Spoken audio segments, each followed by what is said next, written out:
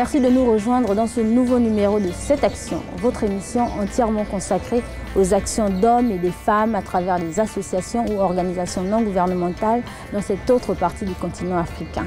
De 1955 à nos jours, l'œuvre de la jeunesse ouvrière chrétienne est toujours en marche, au Gabon comme partout en Afrique. Ensemble, voyons comment. Je n'ai pas terminé mes études. Je travaille comme vendeur ambulant et j'ai de très maigres revenus. Je dois travailler toute la journée pour gagner juste assez pour répondre à mes besoins élémentaires. Et je ne jouis d'aucun avantage social ni d'aucune protection sociale. Combien d'entre nous se reconnaissent dans ce témoignage de Jacques Kankou, ce jeune Camerounais de 26 ans? Le monde change à un rythme dont on prend rarement conscience et trouver un emploi stable est un casse-tête chinois pour tous, diplômés ou pas. C'est pour parer à ce type de situation que le père Joseph Cardaigne fonda la jeunesse ouvrière chrétienne en 1924. Pour cet homme d'église, apôtre des ouvriers, la vie d'un jeune travailleur ou d'une jeune travailleuse vaut plus que tout l'or du monde. La jeunesse ouvrière chrétienne œuvre pour l'éducation et la transformation du jeune, partout dans le monde, sans distinction de race, de conditions sociales ou de religion. Tous pour un et un pour tous, l'idéal après lequel ce mouvement de jeunes court se construit dans chacune de ses actions. Un tantinet syndicaliste, ces jeunes n'hésitent pas à battre campagne pour faire respecter les droits des jeunes travailleurs. Au Gabon, la jeunesse ouvrière chrétienne est constituée en groupes bien distincts. Cela, afin de respecter le plan d'action établi par le mouvement à l'échelle internationale sur une durée de 4 ans, lors du 18e Conseil international qui s'est tenu du 12 au 23 août 2012 à Accra, au Ghana. À Libreville, la capitale, nous avons rencontré le groupe de base des couturières, dont la fonction est de former des hommes et des femmes au métier de la couture, le tout gratuitement. On a plusieurs groupes de base, donc nous sommes seulement spécialisés dans la couture. Bon, et la décoration, parce que nous, notre groupe de base, c'est les couturières et les décoratrices. Le centre de formation, il n'est pas fermé seulement qu'aux filles, il est la portée de tout le monde. Donc en tout cas, les hommes comme les femmes, ceux qui veulent avoir un métier comme la couture, il n'est pas fermé, on reçoit tout le monde et on donne la formation gratuitement. Voir, juger et agir avec méthode, demeurer malgré tout solidaire dans la lutte pour un travail juste et une vie digne, voilà le cœur de l'action de la jeunesse ouvrière chrétienne. Tout le plaisir est pour nous que d'être au siège de la jeunesse ouvrière chrétienne, en compagnie du secrétaire national, M. Hervé Mukambi, secrétaire national de la JOC, et de M. Hamza Younes Igimba, trésorier national de la JOC. C'est exact. C'est ça. Alors, vous conviendrez avec moi que ce lieu est plus ou moins chargé d'histoire. Si vous nous en racontiez la genèse. En fait, la JOC, c'est la jeunesse ouvrière chrétienne. C'est un mouvement d'action catholique qui est né à Bruxelles et qui a son siège permanent à Bruxelles, qui est né dans les années 1912 par un prêtre catholique, le prêtre Joseph Cardaigne. Voilà, donc aux alentours des années 1925, la JOC, qui s'appelait d'abord les travailleurs syndicalistes, a pris la nomination de jeunesse ouvrière chrétienne. Pourquoi ouvrière? Ouvrière parce que c'était un mouvement qui a été créé selon la réflexion, l'action militante de ce prêtre catholique par rapport à les conditions de vie des travailleurs dans les usines à l'époque. Voilà. Vous nous parlez de Bruxelles, quel est le rapport? Donc on va plus ou moins dire que la JOC est une idée importée au niveau du Gabon. Quelles sont les réalités au niveau du Gabon? Oui, bon, déjà créée en 1912, la JOC est arrivée au Gabon en 1955 par le biais du père Sillard. Le père Sillard est arrivé au Gabon, il a voulu amener cette initiative créée par Joseph Cardaigne en Belgique pour la ramener aussi ici au Gabon. Et bon, la JOC, c'est un mouvement d'action internationale. Elle existe dans plusieurs pays. Et la branche du Gabon, c'est la JOC Gabon, dont le siège est à côté de la maison Liberman, à l'ex-Garoutière. Nous relayons les actions menées par la JOC internationale, dont le siège est à Bruxelles. Nous, au Gabon, nous avons un bureau, des groupes de base, des fédérations Et nous avons des cellules, on peut dire des groupes de base à OIM, à Port-Gentil, à Lambaréné et à Libamba. D'accord. Et quelle est la mission de la JOC au niveau national en fait? Au niveau national, la JOC a mené plusieurs actions. Déjà, nous nous battons pour les meilleures conditions de vie et de travail des jeunes. Et nous avons mené des actions telles que des plaidoyers, des enquêtes sur le terrain pour pouvoir faire ressortir les conditions de travail des jeunes. Nous avons mené des actions par rapport aux femmes de ménage, aux travailleurs occasionnels. Nous, notre domaine d'intervention, c'est surtout dans le travail juste, la protection sociale, l'égalité entre les genres et puis une éducation de qualité. Monsieur Younes, vous êtes le trésorier national de la JOC. Comment se porte la JOC financièrement, peut-être? Merci. Déjà, la JOC au niveau financier se porte très bien. Nous n'avons pas les difficultés en ce qui concerne la création de groupes en termes de finances. Et au niveau international, donc, il faut payer les dettes que nous avons souvent, mais qu'à ce niveau, au niveau de l'aspect finance, le mouvement se porte bien. Comment est-ce que vous faites pour recevoir de l'argent en fait? Parce qu'en général, pour les associations ouvrières, vous parliez tantôt que votre cible préférentielle était les personnes, des ouvriers, les personnes plus ou moins défavorisées en quête d'emploi. Des chômeurs. Des chômeurs. Voilà. Alors comment est-ce que vous faites pour remplir les caisses de la JOC? Bon, déjà, pour remplir les caisses de la JOC, c'est vraiment pas un problème parce qu'à notre niveau, nous avons des méthodes où nous essayons d'écrire aux partenaires qui peuvent nous aider par rapport à telle activité qui pourra nous permettre d'élargir notre champ parce qu'il faut d'abord reconnaître que, comme toute association, chaque association a des militants qui cotisent. Et nous, au niveau de la JOC, nous essayons de cotiser, que ce soit au niveau des groupes de base ou au niveau des fédérations ou même au niveau du bureau national. Bon, maintenant, en ce qui concerne au niveau international, nous essayons d'écrire aux partenaires qui est la JOC internationale, qui essaie, à propos de nos projets, essayer de nous envoyer quelques petites subventions pour nous permettre de travailler avec nos mouvements au niveau national. Donc ce que vous voulez dire par là, c'est que la JOC vit en général à travers les cotisations de ses membres, oui, de l'aide des partenaires, oui. Mais entre vous, vu que j'ai entendu parler lors de nos différentes conversations, que vous aviez des mouvements de base, des organismes de base, c'est ça, c'est le mot? Oui, des groupes de base. Des groupes de base qui sont également génératrices de revenus, je pense. Ou bien... Oui, c'est-à-dire que vous voyez que dans les groupes de base, il y a le groupe de base des couturières. Par exemple. Par exemple, le groupe de base des couturières, nous faisons des propositions aux différents groupes de base. C'est-à-dire qu'eux, à leur niveau, ils essaient de coudre les effets avec qui ils peuvent vendre au niveau, non seulement au niveau de la JOC et en dehors de la JOC. C'est-à-dire qu'ils font des propositions dans des écoles, dans des églises, et que ces partenaires aussi, ces personnes qui voudraient bien acheter ce matériel, cette tenue, pourront permettre que ce soit au groupe de base des couturières et une partie, donc les 10% qu'eux ils vont recevoir, qui vont reverser au niveau de la trésorerie du bureau national. D'accord. Le bureau national, vous avez une durée d'exercice de fonction ou pas? Oui, en principe, le bureau national est élu pour 3 ans. Après, il y a le renouvellement du bureau et les activités continuent avec le bureau qui prend la relève. Pour revenir à votre question tout à l'heure, la JOC n'est pas une entreprise en quelque sorte. La JOC, c'est un mouvement qui permet de rassembler les jeunes, les conscientiser sur les problèmes de l'heure. Et au sein de la JOC, nous faisons en sorte que ces jeunes se prennent en charge. Donc, avec les financements que nous pouvons les octroyer par rapport à nos partenaires, ça peut les permettre de se rendre autonomes, d'avoir une certaine autonomie, que ce soit financière. Donc, la JOC permet à ces jeunes qui viennent adhérer au mouvement d'avoir des petites activités génératrices de revenus. Nous les formons également. Nous allons dans des formations en entrepreneuriat, en bureautique, en couture, dans toutes sortes de petits métiers. Mais l'objectif pour eux, c'est qu'ils deviennent autonomes, qu'ils se prennent en charge et qu'ils soient capables de s'assurer de manière autonome. Voilà, alors, au quotidien. Quels sont après, une fois sortis de ces écoles de formation, vous avez des retours? Oui. Et comment est-ce que cela se passe? Oui, en fait, nous mettons toujours en place une commission.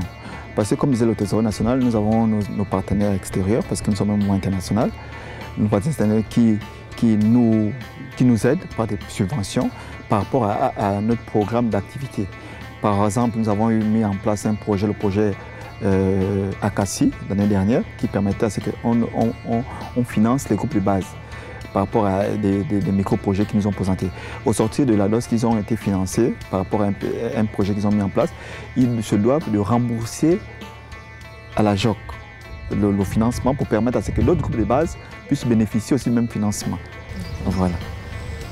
D'accord, et je parlais surtout du suivi en fait. Oui, du suivi et de l'évaluation de vos jeunes qui, une fois sortis des écoles de formation de la JOC, comment est-ce qu'ils se débrouillent? Est-ce qu'il y a d'autres difficultés qu'ils rencontrent? Est-ce que vous les avez déjà identifiées? Oui, déjà au bureau national que nous sommes, nous avons une coordinatrice technique, Madame Ousseï Marie-Claire, qui est à Libamba. C'est elle qui s'occupe normalement du suivi et de l'évaluation de tous ces jeunes-là qui finissent leur formation, qui se prennent en charge, qui essaient d'exercer des petites activités dans le cadre de la JOC. D'accord. Et l'aspect syndicaliste, en fait, comment est-ce que cela se vit au niveau de la JOC? Bon, déjà, la JOC, nous sommes un mouvement d'église. Contrairement peut-être aux autres mouvements, nous savons qu'à l'église, il y a beaucoup de mouvements. Il y a les chevaliers du cœur, les scouts. Mais nous, la JOC, notre apostolat, c'est la justice sociale, le travail décent, la protection sociale, l'égalité entre les gens et puis une éducation de qualité. Alors nous, au niveau comme vous voulez lire, des syndicalistes que nous sommes, nous menons des activités qui vont dans le sens d'abord. Au départ, nous avons une méthode. Notre méthode, c'est le voir, le juger et l'agir. Donc lorsque nous remarquons une situation, juger et agir. C'est la méthode JOC. Lorsque nous voyons une situation qui nous embête, par exemple, il y a des jeunes travailleurs, nous avons eu le cas, par exemple, l'année dernière, 2 ans auparavant, nous avons travaillé avec les femmes de ménage. Nous avons constaté que les femmes de ménage n'étaient pas prises en compte à la CNSS, n'étaient pas immatriculées à la CNSS par leurs employeurs. La CNSS qui est la Caisse nationale de sécurité sociale au niveau du Gabon. Elle n'avait pas été prise, elle n'était pas immatriculée. Nous avons fait une étude, nous avons travaillé, nous avons fait un questionnaire, nous sommes allés sur le terrain pour envoyer des avis de ces femmes de ménage par rapport à leurs conditions de travail, par rapport à est-ce qu'elles sont payées au SMIC, est-ce qu'elles respectent les heures de travail, est-ce que beaucoup de questions qui allaient dans le sens de vraiment les immatriculer à la CNSS. Nous sommes arrivés au terme de cette activité, nous avons formulé un plaidoyer, nous avons déposé à la commission des lois et des finances de l'Assemblée nationale, au niveau de l'inspection du travail, au niveau de la CNSS. Donc nous avons mené toutes ces activités-là et nous avons eu un retour. Donc de nos jours, beaucoup d'employeurs font immatriculer maintenant leurs femmes de ménage. Voilà. Et en fonction de ça, même si elle change d'employeur, mais elle a son numéro matricule qui la permet toujours d'être suivie partout où elle va continuer à exercer. Donc, voilà. Ok. Monsieur Younes, une autre question, celle de savoir comment est-ce que cela se passe au niveau de la JOC pour vous au quotidien en fait? Mais déjà, moi je vais dire que... En tant que trésorier. En tant que trésorier, ce qui se passe au niveau de... C'est-à-dire qu'au niveau du mouvement, il n'y a vraiment pas de problème. Il n'y a vraiment pas de problème parce qu'il faut dire aussi, il faut dire que nous qui sommes là, nous avons beaucoup appris de la jeunesse ouvrière chrétienne. Et c'est la raison pour laquelle, à notre niveau, il est de notre devoir de transmettre le petit peu que nous avons appris à nos jeunes qui vont nous remplacer certainement d'ici 1 an ou 2 ans. Donc, et au niveau du mouvement, quand même, la jeunesse ouvrière chrétienne est un mouvement responsable avec qui nous travaillons au niveau national et international et avec nos partenaires au niveau national. Parce qu'il faudrait aussi dire aussi que nous avons cette chance-là de travailler un peu avec des partenaires qui comprennent aussi réellement la situation des jeunes travailleurs. Parce que ce n'est pas dans tous les jeunes travailleurs. Parce qu'en fait, lorsqu'on parle de jeunes travailleurs, il y a plusieurs catégories de jeunes travailleurs.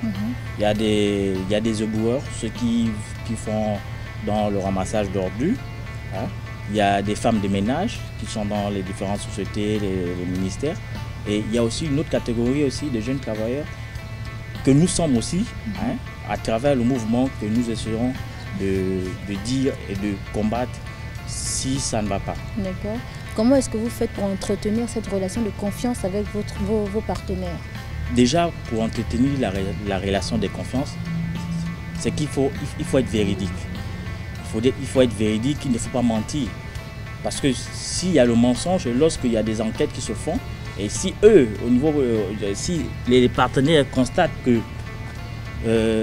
l'enquête qu'ils ont eu à mener n'est pas réelle, ça pourra causer un déficit au niveau de notre mouvement. Donc nous, à notre niveau, il est de notre devoir de bien faire les choses pour que le mouvement puisse être toujours bien représenté au niveau international et surtout avec les partenaires. Donc ce qu'on peut dire, c'est que vous êtes responsable et vous battez pour la transparence dans toutes vos actions au quotidien. Naturellement. D'accord, c'est très bien dit. Vous voulez peut-être ajouter par rapport déjà à... Nous avons ce qu'on appelle un plan d'action que nous envoie, je crois que le document vous l'avez avec vous, le plan d'action international. C'est ce document que la JOC internationale nous envoie pour pouvoir mettre en place différentes activités tout au long des 4 années par exemple.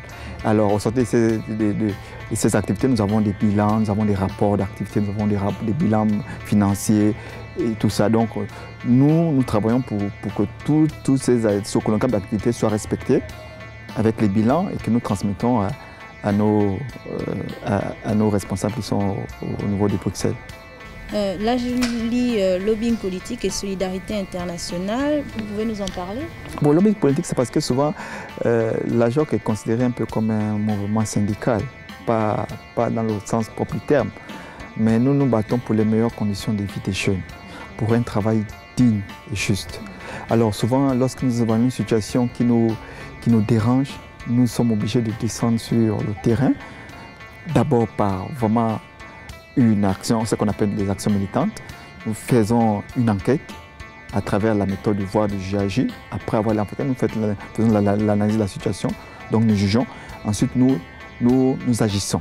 Et agir, c'est aller sur le terrain. Ça peut passer, nous pouvons faire des campagnes de sensibilisation, nous pouvons faire des plaidoyers que vraiment, ou alors nous nous intéressons à nos partenaires internationaux. Parce que la JOC, ce n'est pas seulement un mouvement national. Nous avons la JOC Europe, JOC Asie, JOC Afrique. Il y a des différents compartiments. Alors, nous écrivons à tous nos réseaux pour voir une situation. Et si nous n'avons pas à voir le gain de cause depuis ici, nos partenaires internationaux peuvent nous aider par rapport à une certaine situation. Ils peuvent vous appuyer. Voilà, ils peuvent nous appuyer, ils peuvent écrire. Ils peuvent demander parce que déjà la JOC, nous travaillons avec l'OIT, nous travaillons avec certains organismes de l'UNESCO, l'Organisation des Nations Unies. Nous avons des partenaires comme ça qui nous soutiennent parce que nous sommes d'abord un mouvement qui est né depuis 1912. Nous sommes au Gabon depuis 1955, donc bientôt nous aurons 60 ans. Donc nous avons une expertise, une expérience vraiment avérée sur le terrain et sur les actions vraiment militantes que nous avons menées. Quels sont les événements qui vous ont poussé, vous, personnellement, à intégrer la JOC? C'est une difficulté que j'avais eue au niveau de mes études. C'est-à-dire que j'avais un problème où j'avais raté déjà 2 fois mon examen au niveau du baccalauréat. Et j'étais un peu désespéré.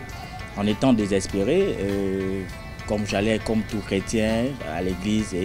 Et à cette période-là, c'était la rentrée pastorale au niveau de ma paroisse Saint-Jean-Baptiste de Zengayon. Donc c'est pendant les présentations de chaque responsable de mouvement, d'où un des responsables de la JOC, lorsqu'il vient présenter son mouvement, ça m'interpelle parce que c'est un mouvement de solidarité. Et dans ça, je suis allé après la messe à ce stand pour essayer de mieux comprendre ce que c'est le mouvement. Et au jour d'aujourd'hui, je peux dire que c'est à cause de la JOC que je suis aujourd'hui et que je suis un tant soit peu à l'aise par rapport à l'action que je lui ai menée et ce qui m'a permis d'être là aujourd'hui. Vibrant témoignage de celui de M. Younes, hein, vous en conviendrez avec moi. Bien sûr, bien sûr. Et vous, peut-être une petite histoire également. Bon, personnellement... Vous êtes à la JOC depuis combien d'années déjà? On va dire 2009, 2015, voilà. En principe, personnellement, c'est un ancien président, hein, Christian Domingo, qui m'a vu parce qu'à l'époque, j'étais très dynamique en qualité de leader. Alors, il y avait une rencontre internationale. Il y avait des responsables de WSM, un partenaire qui est à Bruxelles, qui est venu faire une formation très intéressante sur l'élaboration des bilans, des programmes d'action, voilà. Alors il m'a vu, il m'a dit, mais jeune homme, tu es très dynamique, pourquoi pas venir assister à cette formation? Cette formation est passée au niveau de la COSIGA. Voilà, alors nous, comme à l'époque c'était un de nos partenaires, nous sommes allés, nous avons eu cette formation de qualité. Ça m'a permis de me dire que, mais donc, à l'intérieur des mouvements associatifs, nous apprenons d'une certaine manière. Et c'était une formation très pertinente parce qu'ils avaient déjà du matériel assez développé, les méthodes de travail étaient assez développées, donc ça a un peu boosté aussi ma manière de faire les choses. Voilà, c'était pour moi un acquis très important. Et depuis, je suis entré, j'ai milité avec les autres, j'ai appris parce que nous avons ce qu'on appelle la révision des vies d'action ouvrière. Donc, des petites rencontres entre nous où nous allons expliquer nos problèmes en tant que jeunes. Ça peut être un problème personnel, un problème du quartier, un problème de la vie, un problème au travail. Et dans ces activités-là, nous apprenons à nous épanouir, nous apprenons à partager, nous apprenons à faire des amis, nous apprenons beaucoup de choses. Allier vie associative et vie chrétienne, vous l'avez retrouvé au sein de la JOC? Oui, parfaitement. D'accord, donc vous étiez à la base également des chrétiens. Qu'est-ce que cela a changé dans votre vie en tant qu'homme? Bon, déjà, le partage, hein, l'humilité. L'humilité, le partage et puis l'amour du prochain. Oui, parce qu'en tant que chrétien, il ne suffit pas seulement d'aller à l'église, mais il faut aussi faire quelque chose de ce qu'on apprend à l'église. Nous sommes des jeunes chrétiens, nous avons beaucoup appris à l'église que le Christ a fait beaucoup de choses. Et le Christ s'est toujours battu pour les autres, s'est battu pour la justice, pour la paix. Et nous retrouvons, dans la JOC, nous retrouvons ces valeurs. Et c'est ça qui nous permet de nous épanouir et d'avoir cette détermination de toujours continuer la lutte et donner aux autres générations futures ou à nos petits frères cette manière de faire les choses. Et l'Église, est-ce qu'elle vous soutient dans cette action? L'Église nous soutient parce que déjà nous avons dans la JOC, dans notre organigramme, dans notre hiérarchie, nous avons celui qu'on appelle un aumônier JOC. Comme chaque mouvement d'action catholique, il y a un aumônier. Notre aumônier JOC, il est là, celui qui nous encadre d'une manière spirituelle, qui prie pour nous. Et l'Église catholique est toujours présente parce que nous sommes dépendants de l'Église catholique. L'Église catholique est là, elle assiste à nos activités. Elle nous aide même lorsque nous avons des séminaristes ou des délégués qui viennent de l'extérieur pour venir faire des rencontres au Gabon. Ils nous aident dans certaines démarches, ils nous soutiennent dans beaucoup de petites activités que nous menons comme ça. Par contre, peut-être un plaidoyer à l'endroit de l'Église. Les mouvements que nous sommes, les mouvements d'action catholique, nous aimerons aussi que l'Église essaie de renouer avec sa subvention d'antan parce que les mouvements d'action catholique ont aussi besoin d'une subvention. De cette subvention-là pour pouvoir exercer pleinement leurs activités. D'accord. Voilà. Quelles sont les perspectives de la JOC actuellement? Bon, déjà, en termes de perspectives, déjà, c'est que nous allons organiser le 60e. Comme le secrétaire national l'a si bien dit, la JOC est créée au Gabon depuis 1955. Donc nous avons le 60e que nous allons organiser à la période de novembre. Et après ce 60e, au niveau de 2016, la période de 2016, nous avons un forum national de jeunes travailleurs que nous voulons organiser. Parce que cela n'a jamais été organisé. Et nous, il est de notre devoir de rassembler tous les jeunes travailleurs, que ce soit les éboueurs, les femmes des ménages, les personnes qui travaillent dans les administrations publiques et privées, et tous les autres jeunes qui ne sont pas forcément gabonais, parce qu'il faut aussi dire aussi que la JOC est un mouvement chrétien, et lorsque dans l'aspect chrétien, nous prenons tout le monde, les musulmans, les catholiques, les protestants et même ceux qui ne vont pas à l'église. Et les chômeurs également. Vous avez peut-être un dernier mot à ajouter? Seulement vous remercier déjà pour nous avoir donné l'opportunité à travers votre émission. Voilà, pour nous c'était un plaisir. Et nous sommes ravis déjà que vous êtes passé à notre local, à notre siège. Et ce serait pour nous aussi un moyen pour nous de lancer un appel à ces jeunes-là, ces jeunes qu'il y a un cadre approprié pour discuter de leurs problèmes de travail, que ce soit des jeunes travailleurs occasionnels, que ce soit des jeunes qui sont dans les administrations, que ce soit les jeunes chômeurs. Nous avons besoin de vous. Venez à la JOC. Venez, nous sommes situés à l'ancien gare routière, en face de la maison Liberman. D'accord. Merci. Nous sommes arrivés au terme de cette émission. Pour rappel, nous étions chez vous, mais pas tout seuls. Nous étions avec les membres de l'association de la jeunesse ouvrière chrétienne. Merci à vous de nous avoir reçus. Merci à tous de nous avoir suivis. Et quant à moi, j'aurai le plaisir de vous retrouver très prochainement sur votre chaîne panafricaine Canal 7. Merci et à bientôt.